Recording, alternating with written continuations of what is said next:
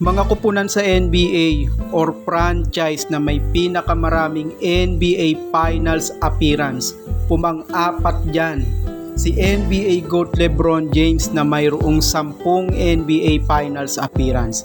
Kung ang team lang ni LeBron ay super team, kagaya ng team ni Kobe Bryant ng Los Angeles Lakers with Shaquille O'Neal, kagaya ng team ni Michael Jordan at Chicago Bulls 1990s na super team, or team ni Steph Curry na may Kevin Durant na super team, o kaya kagaya ng San Antonio Spurs, yung 21 season ni LeBron James sa NBA, equivalent yan ng 21 singsing sana.